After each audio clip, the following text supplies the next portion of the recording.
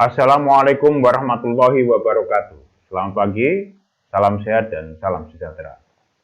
Para mahasiswa yang saya banggakan, kita ketemu lagi dalam kuliah virtual pagi ini. Kuliah online pada masa COVID-19 outbreak. Pagi ini kita akan mengikuti kuliah administrasi dan supervisi pendidikan. Saya sangat bangga terhadap Anda semuanya yang telah mengikuti kuliah-kuliah saya dan mengerjakan tugas yang sangat baik ya. Tugas sangat baik sekali, termasuk tugas-tugas yang berupa podcast ya, berupa podcast. Podcast Anda sudah saya dengar dengan baik dan bagus-bagus, karyanya bagus-bagus. Saya sudah melakukan analisis ya untuk menilai podcast Anda, dan tentu nanti akan saya berikan feedback ya, akan saya berikan umpan balik pada saudara-saudara. Bagusnya lagi adalah di antara Anda sudah mendapatkan sponsorship sehingga bisa digunakan untuk meningkatkan kemampuan podcast itu untuk edupreneur ya. Baiklah. Pagi ini kita akan membahas tentang pendekatan supervisi. Setelah kita pada 5 pertemuan sebelumnya kita membahas tentang apa itu supervisi, lalu kemudian juga supervisi manajerial dan supervisi akademik. Ya. Hari ini kita akan membahas tentang pendekatan supervisi pembelajaran, ya, yaitu pendekatan supervisi ilmiah. Oke. Di sini saya sebutkan sebagai supervisi pembelajaran karena ini adalah fokusnya kepada pembelajaran siswa di kelas, dan ini fokus supervisinya adalah kepada guru. Nah, biasanya di dalam istilah yang umum itu disebut dengan supervisi akademik. Nah, dulu kita menyebutkan sebagai supervisi pengajaran. Jadi sebenarnya itu dari nature-nya itu semuanya sebenarnya sama ya, dalam satu kesatuan. Dimana kalau di luar negeri kita sebut dengan instructional supervision. Nah, kalau kita bicara supervisi akademik, lebih banyak itulah supervisi untuk mahasiswa atau siswa. Nah, tapi itu adalah istilah ya. Kita sepakati bersama bahwa istilah itu selalu kita dasarkan kepada kesepakatan. Nah, di dalam dokumen-dokumen pemerintah, supervisi pembelajaran itu disebut dengan supervisi akademik. Nah, begitu. Oke, mari kita mulai ya. Baiklah, jadi tujuan pembelajaran pada pagi ini adalah pada akhir daripada pembelajaran kita, saya menginginkan Anda mampu memahami dan mengidentifikasi ciri khas, kelebihan dan kelemahan daripada pendekatan supervisi ilmiah. Nah, itu ya. Nah, ketika Anda bisa mengerti tentang apa sesungguhnya supervisi ilmiah dan bagaimana munculnya supervisi ilmiah, ya, bagaimana supervisi ilmiah itu muncul, ya, dan apa yang menjadi ciri khasnya, apa yang menjadi kelebihan dan kelemahannya, maka Anda bisa memahami bahwa supervisi ini bisa digunakan secara baik, yaitu untuk apa? Untuk memberikan bantuan profesional kepada guru. Dalam rangka apa? Dalam rangka meningkatkan profesionalitas guru dan juga meningkatkan perkembangan situasi pembelajaran yang lebih baik, dan juga untuk apa? Untuk perkembangan atau peningkatan capaian outcomes, keluaran dari pembelajaran siswa. Itu penting. Nah, oke.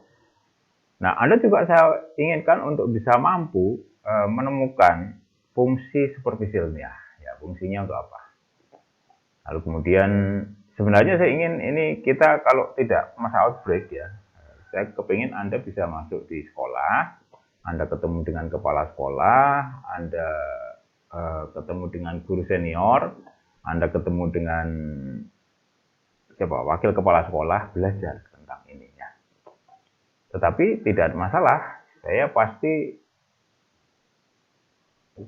pastikan bahwa Anda semuanya punya kenalan-kenalan saudara atau saudara teman yang sudah menjadi kepala sekolah atau wakil kepala sekolah maupun guru senior. Anda bisa kontak beliau-beliau ini ya, untuk menanyakan bagaimana sebenarnya praktek nyata di sekolah-sekolah untuk supervisi ya. Praktek supervisi, tidak harus supervisi ilmiah ya, praktek supervisi. Nah, itu nanti Anda akan temukan pendekatan-pendekatan di luar supervisi ilmiah. Nah, oleh sebab itu silahkan dianalisis lalu dikomparasikan ya, sehingga Anda bisa mendapatkan gambaran yang baik tentang supervisi. Nah, juga gambaran yang baik tentang supervisi ilmiah ya. Sehingga Anda bisa menggunakan supervisi ilmiah ini dengan baik kelak ketika Anda bertugas sebagai kepala sekolah, supervisor untuk apa? Untuk membantu guru secara profesional. Jadi membantu, memberikan bantuan profesional terhadap guru. Nah, juga kalau Anda sebagai guru, Anda bisa mengerti bagaimana meminta bantuan kepada supervisor ya. Dengan apa? Pendekatan supervisi ilmiah. Oke, baik, silakan. Kita lanjut ya. Nah, poin-poin penting yang akan kita bahas hari ini adalah yang pertama, bagaimana sih latar belakang munculnya supervisi ilmiah itu ya apa? Bagaimana? Nah, lalu kemudian juga sudut pandang pendekatan supervisi ilmiah itu seperti apa? Di sini saya sebutkan clue-cluenya. Di antaranya apa? Di antaranya adalah penilaian terstandar, pengukuran objektif, ya, lalu pendekatan ilmiah pada organisasi dan pengembangan guru. Ya, baik. Ciri khasnya apa supervisi ilmiah itu? Dan apa kelebihannya dan apa pula kelemahannya.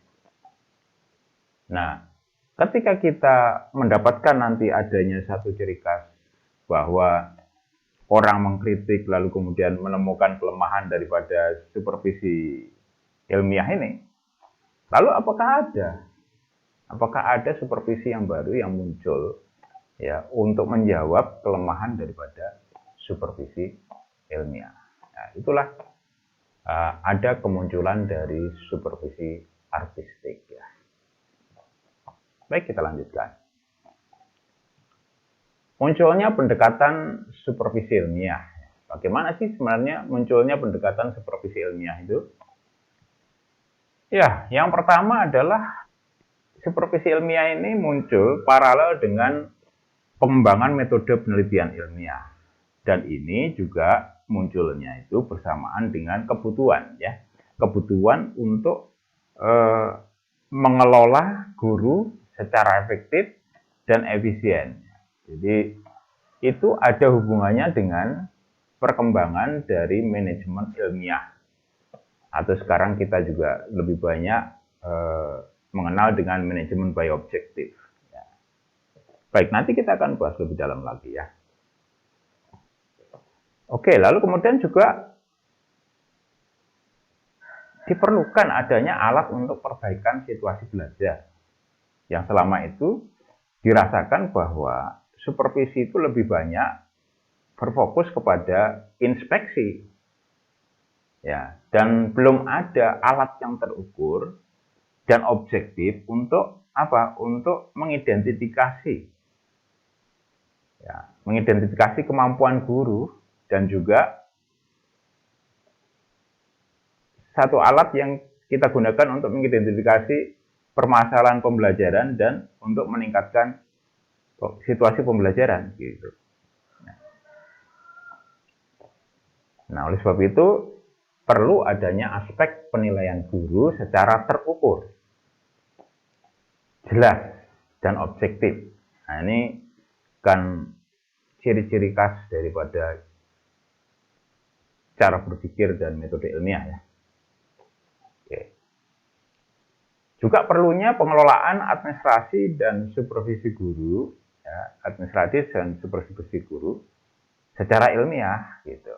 Jadi administrasi guru, pengelolaan SDM ya, guru itu sendiri itu perlu, ya, perlu adanya satu metode atau cara yang kita sebut dengan cara ilmiah, sehingga kita bisa mengidentifikasi apa sih sebenarnya poin-poin penting yang harus dikembangkan untuk guru ya, gitu. Sehingga kita bisa memberikan bantuan secara tepat ya, gitu.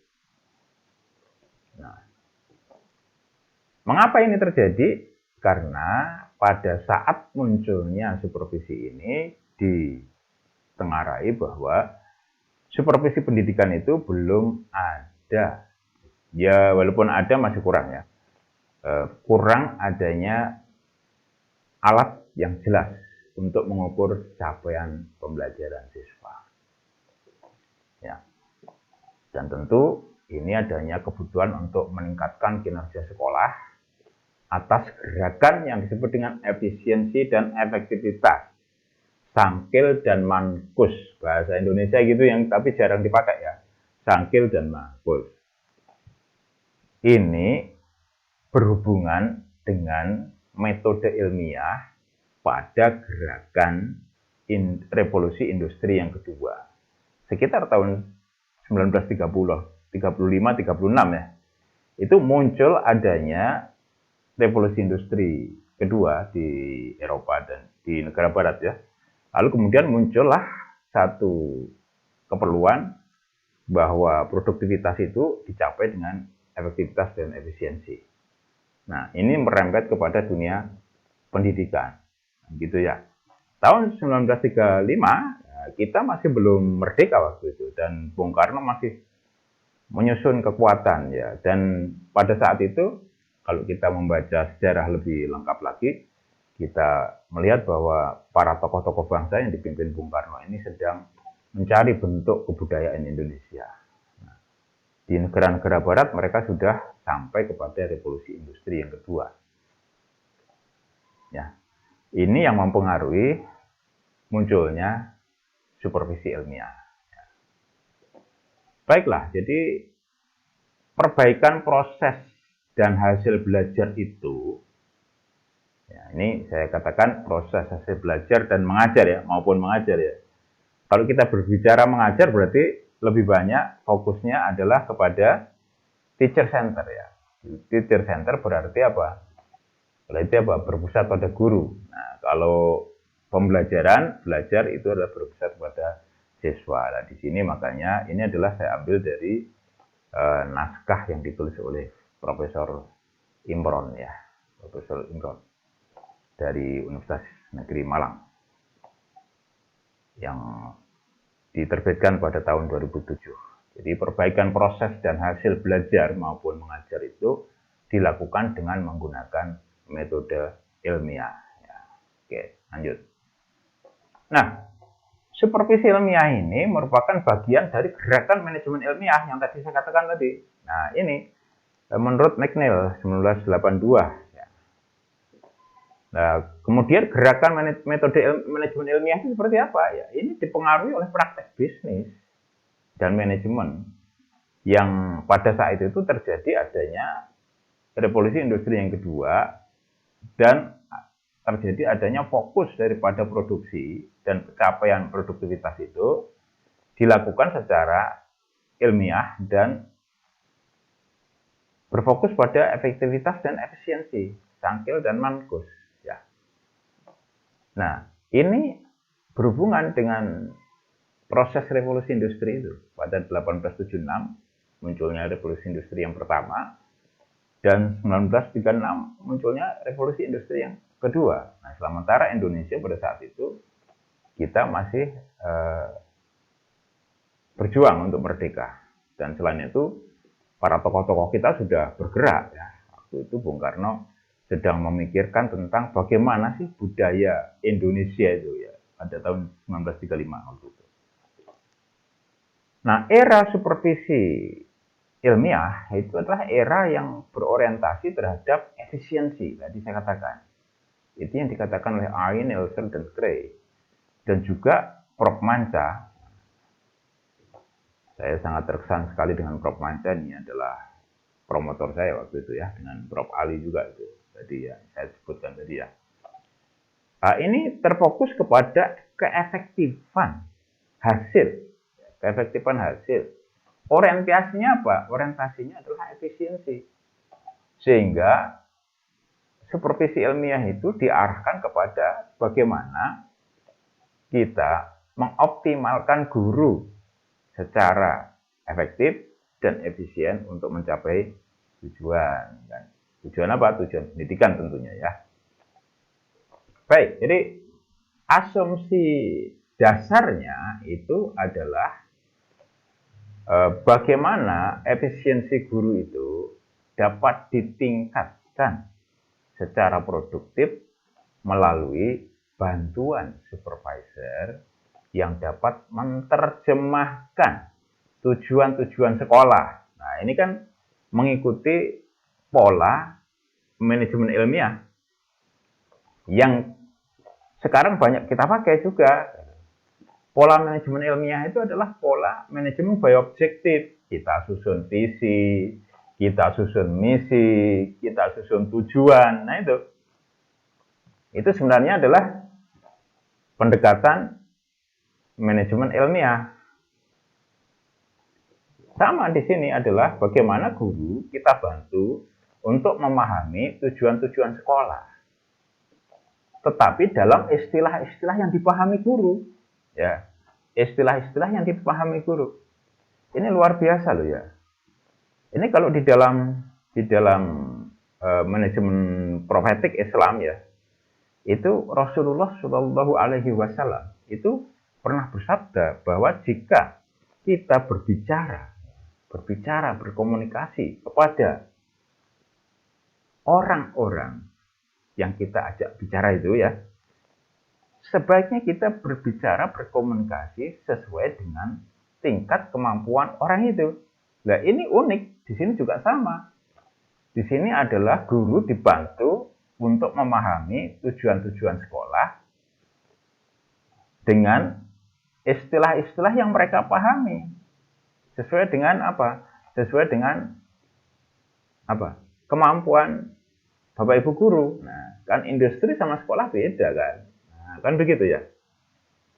Andaikan Anda guru kan begitu ya. Jadi Anda itu dibantu untuk memahami tujuan sekolah yang berbasis manajemen ilmiah itu ke dalam istilah yang Anda pahami. Akhirnya pemahamannya sama kan gitu. Walaupun istilahnya berbeda. Nah, juga melalui peningkatan pemahaman guru terhadap tujuan dan sasaran sekolah. Kalau kita bicara tujuan sasaran sekolah kan itu manajemen ilmiah by objektif tuh, manajemen by objektif itu. Ada visi, ada misi, ya kan?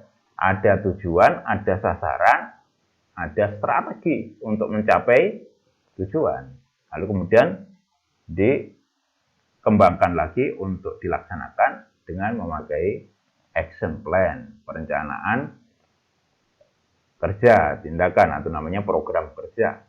Lalu kemudian untuk melihat itu, maka kita buatlah yang disebut dengan manajemen kinerja. Kan gitu.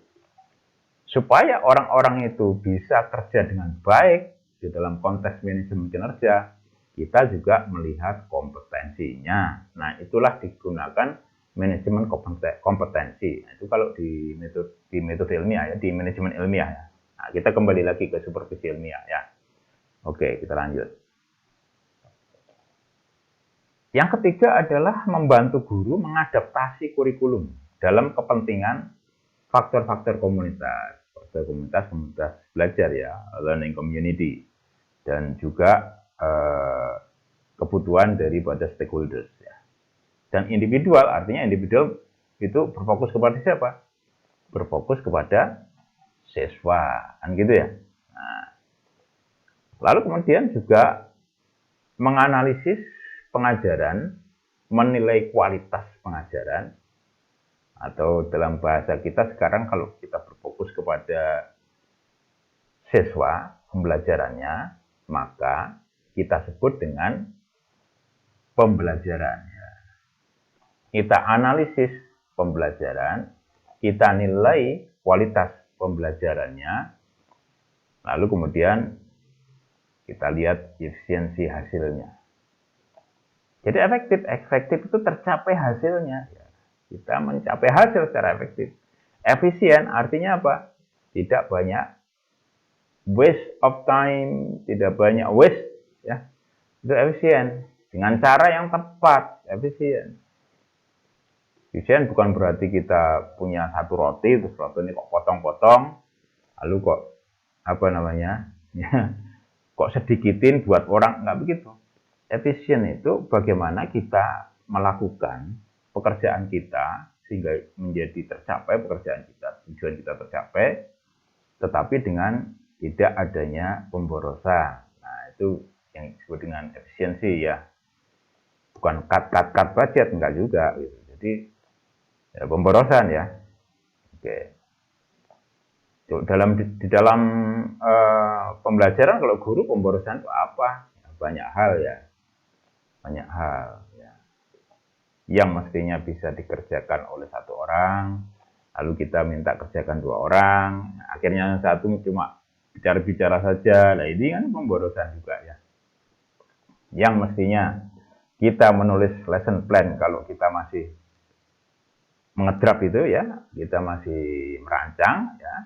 Lalu kemudian ada yang salah, ya, hard copy, apa namanya, kertas HPS-nya itu yang biasa kita gunakan untuk menulis itu, ya kalau keliru nggak usah dibuang, gitu. Tulis lagi baliknya, baru kita lihat kalau secara dokumen formal, baru kita pakai yang baru. Nah, gitu kan, itu contohnya, ya, efisiensi. Itu kalau di dalam manajemen ilmiah dalam konteks efisiensi, ya. Oke. Sudut pandang supervisi ilmiah. Pengajaran atau pembelajaran itu dipandang sebagai ilmu. Pengajaran atau pembelajaran itu dipandang sebagai ilmu.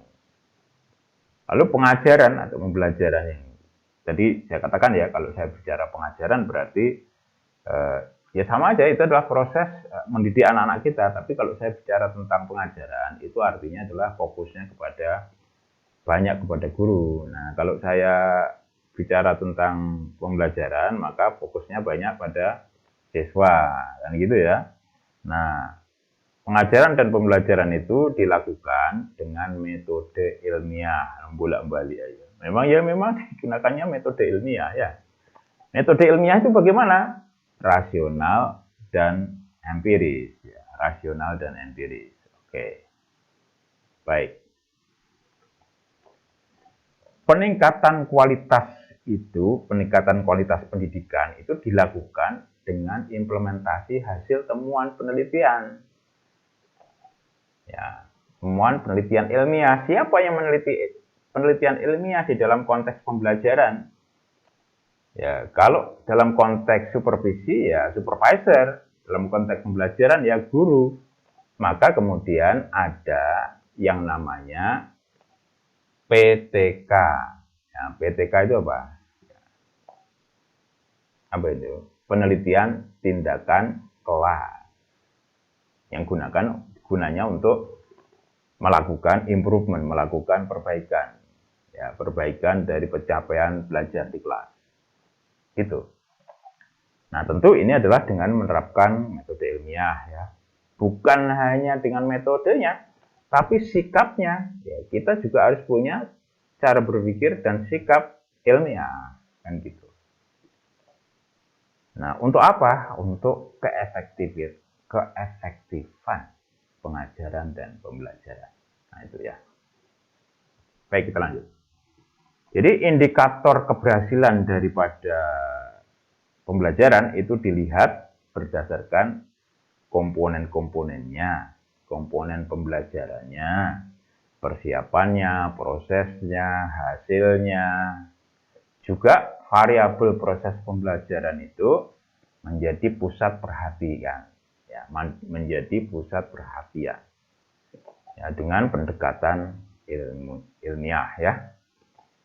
Penekanannya pada apa? Penekanannya pada pengembangan seluruh komponen pembelajaran, nah, gitu ya. Jadi komponen pembelajaran itu apa saja sih? Bukan banyak yo, mulai dari persiapan pembelajaran, ya kan?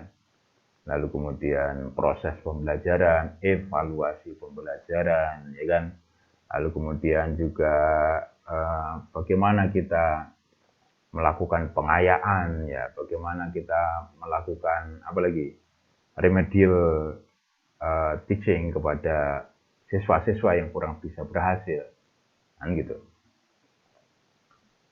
Ya, kalau kita lihat dari kedudukannya, supervisi ilmiah ini didudukkan sebagai bagian dari manajemen ilmiah dan juga sebagai gambaran hasil riset dan aplikasi metode penyelesaian masalah. Jadi memang supervisi itu kita gunakan untuk menyelesaikan masalah dan untuk membantu guru dalam meningkatkan profesionalitas mereka, meningkatkan situasi belajar mereka lebih baik, lebih kondusif, dan meningkatkan hasil kerja siswa, hasil belajar siswa. Sehingga tujuan sekolah tercapai. Kalau tujuan sekolah tercapai, nah, harapannya adalah tujuan nasional pendidikan tercapai, gitu ya. Baik, saya lanjutkan ya. Jadi seperti apa yang saya bicarakan tadi tentang penelitian ilmiah, ya, siapa sih penelitinya? Gitu. Ya, penelitinya adalah supervisor, ya, yang hasilnya akan digunakan untuk membantu guru, ya, memberikan bantuan profesional kepada guru. Nah, kalau keefektifan pembelajaran di kelas, lalu siapa yang meneliti? Guru. Nah, makanya lalu kemudian ada penelitian tindakan kelas atau PTK itu ya. Baik, kita lanjut. Ciri-cirinya. Nah, seperti apa ciri khas daripada supervisi ilmiah ini? Yang pertama, pelaksanaan itu dilakukan secara terencana. Jadi supervisi ilmiah itu dilakukan secara terencana dan berkelanjutan, terus-menerus. Terencana dan berkelanjutan, terus-menerus, dalam arti kalau ada masalah terus diperbaiki. Nah, gitu ya. Jadi sifatnya sangat sistematis dan prosedural dan berdasarkan kaidah-kaidah ilmiah, ya, berdasarkan data-data yang empiris, ya. Nggak boleh cuma pikiran-pikiran saja, nggak boleh cuma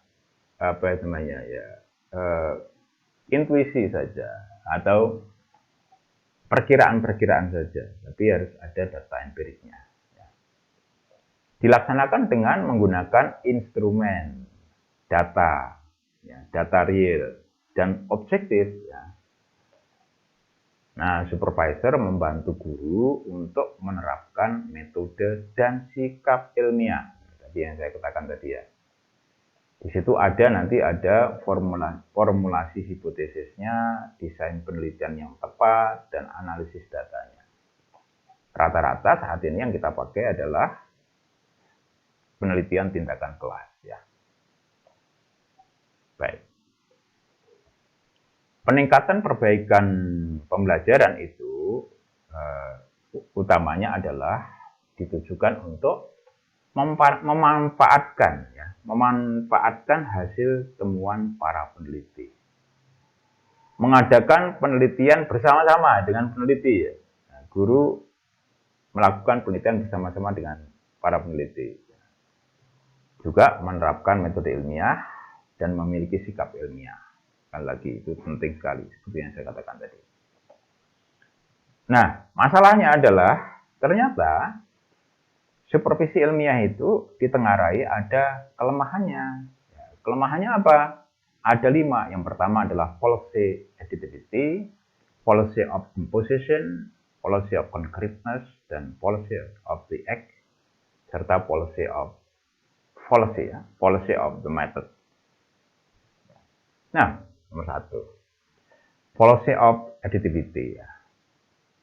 Jadi dianggapnya penggunaan prosedur dalam supervisi itu berasumsi terhadap insiden perilaku pembelajaran yang berbobot pedagogis yang sama, ya, dan dapat digabungkan untuk menunjukkan kualitas pembelajaran. Jadi modelnya itu adalah bagian-bagian merupakan gini. Kualitas itu dilihat dari keseluruhan komponen, tapi dengan pola penambahan dari bagian-bagian komponen itu. Nah, kalau ada komponennya yang belum tercapai, belum terlihat perilakunya sesuai yang kita harapkan, nah di situ komponen itu ya tidak kita lihat secara deskriptif, tidak kita lihat secara kualitatif, gitu loh. Nah, ini dianggapnya suatu kelemahan, ya.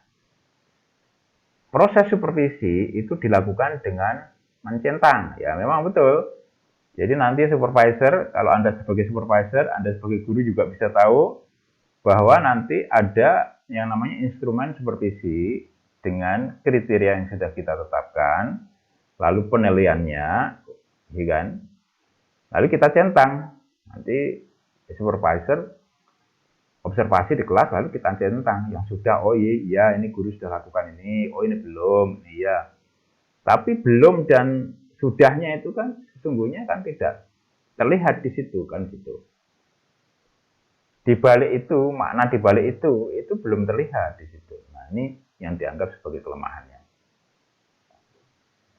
Jadi tidak tampak perilakunya saat supervisi itu, ya. Dan tidak bisa menunjukkan kelemahan dan kelebihannya. Pokoknya ya, oke, bisa mengajar dengan baik, menyiapkan pembelajaran ya, menyusun RPP tentang ya, apalagi misalnya mendesain evaluasi, oh ada dokumennya tentang, mungkin itu kan. Tapi problem di balik itu kan tidak ketemu di situ. Karena apa? Tidak adanya proses komunikasi secara kualitatif. Gitu.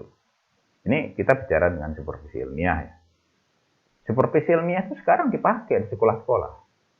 Tetapi Anda harus tahu, pemakaian supervisi ilmiah di sekolah-sekolah itu sekarang, itu tidak berdiri sendiri. Itu digabungkan dengan supervisi klinis. Dan juga digabungkan lagi dengan perilaku, orientasi perilaku supervisi yang lebih banyak ya merujuk kepada teorinya Glickman, yaitu direktif, non-direktif, ya, kolaboratif, ya, non-kolaboratif. Jadi maksud saya direktif, kolaboratif, dan non-kolaboratif. Ya, gitu. Direktif itu sendiri ada namanya direktif informasional. Kan gitu ya. Oke, jadi seperti itu. Nanti kita bahas di dalam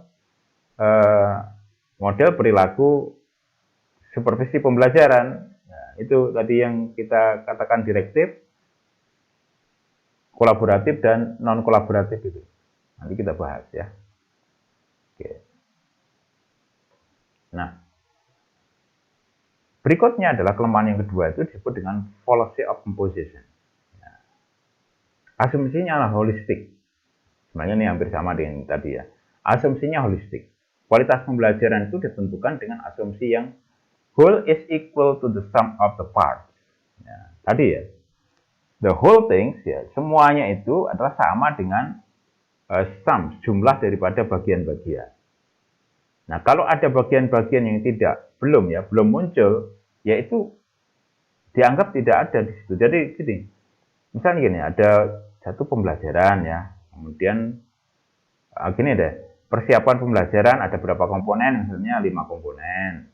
Lalu pembelajaran ada 10 komponen misalnya. Lalu kemudian evaluasi ada 5 komponen. Nah, ini semuanya masing-masing komponen dinilai lalu dicentang ada atau tidak. Nah, kalau yang tidak ada dianggapnya kan tidak ada. Berarti itu semuanya dijumlahkan, tinggal kemampuan guru itu berapa persen gitu. Misalnya 85 ya 85% kan gitu. Nah, ini kan dianggapnya bagian-bagian itu dijumlahkan menjadi satu, itu adalah menjadi sebuah kesimpulan bahwa kemampuan guru itu di situ.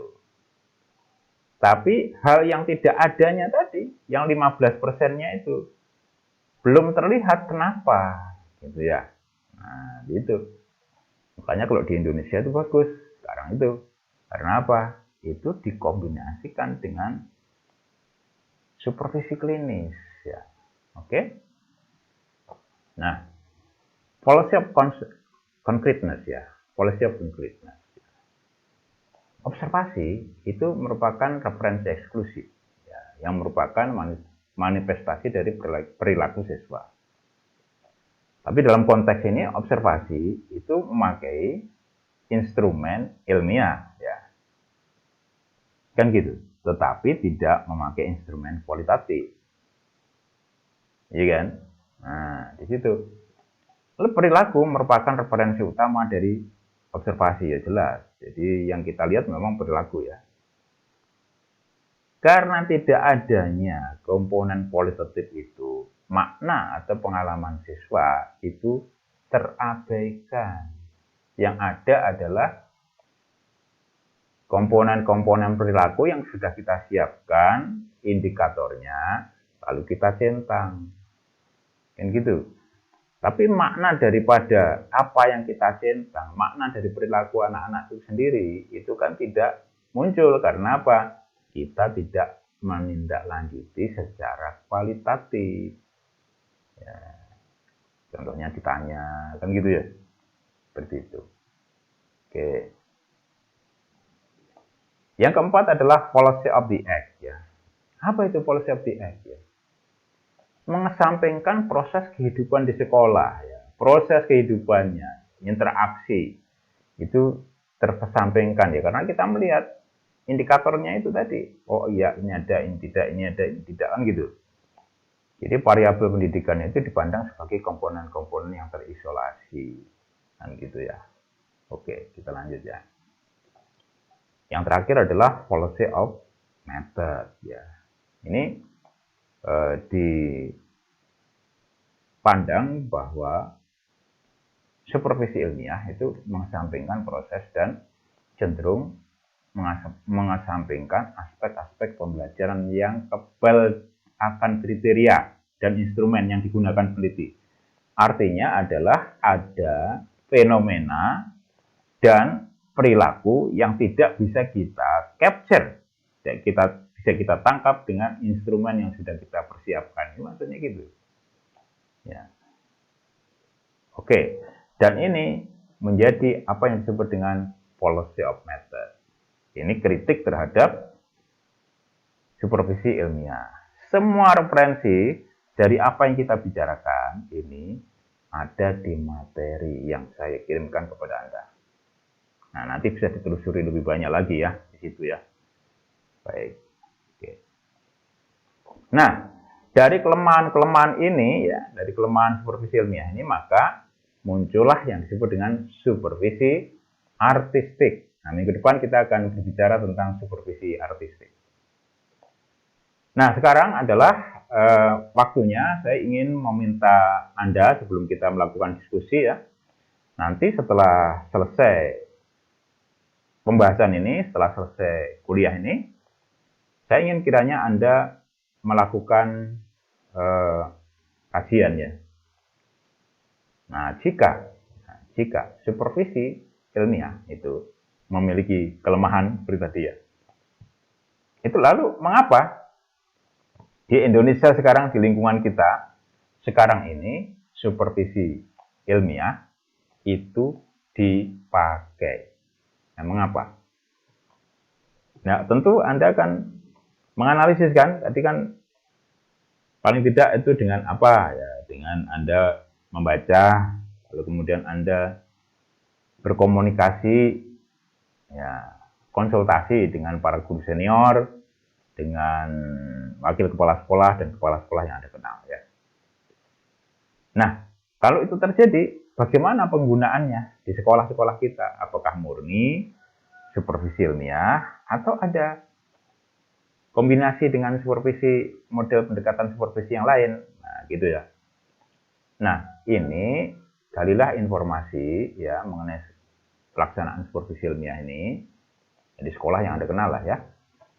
Nah, kemudian Anda lihat ya bagaimana supervisi itu berfungsi di sekolah itu. Sekali lagi dalam mengerjakan ini Anda boleh berkomunikasi dan berkonsultasi bahkan mencari mentor. Nah, gitu ya. Siapa mentornya? Guru senior, karena biasanya guru senior itu ada yang dilibatkan sebagai supervisor, ya, supervisor. Ya. Untuk apa? Membantu kepala sekolah. Nah, waktu kepala sekolah juga ada.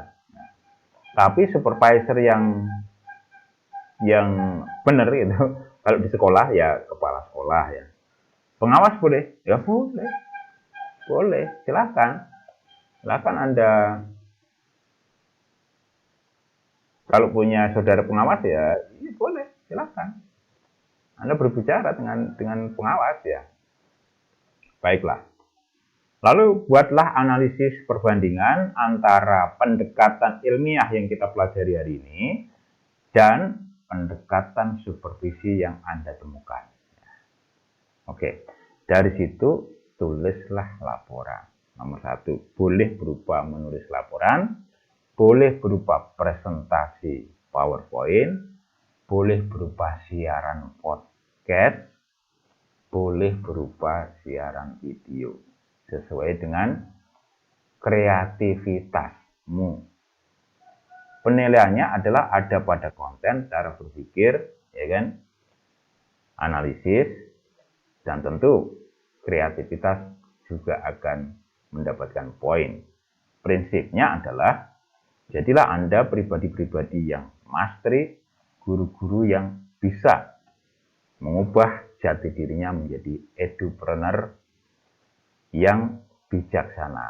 Nah, gitu ya. Baik, jadi ini adalah akhir dari pembahasan dari saya. Tentu kita nanti bisa tanya jawab dan silakan nanti dimulai tanya jawab ya. Setelah ini kita bisa tanya jawab melalui platform yang sudah kita sepakati. Nah, ini karena kita pakai WA, nanti tanya jawabnya melalui WA ya. Platform yang kita sepakati untuk diskusi ya. Baiklah, terima kasih. Mudah-mudahan Anda selalu sehat dan Anda selalu bersemangat. Unisba Blitar, kampus di Entrepreneurial University di Blitar Raya, kami merindukanmu, kampus menunggumu, dan tetaplah bersemangat. Jangan lupa jaga kesehatan, selalu berdoa, doakan orang tua Anda semuanya selalu mendapatkan kesehatan dan terus beraktivitas di bidang ekonomi dan mudah-mudahan mendapatkan rezeki yang banyak dan barokah. Amin ya. Baik. Terima kasih. Kita mulai diskusi ya. Baik, terima kasih. Wassalamualaikum warahmatullahi wabarakatuh.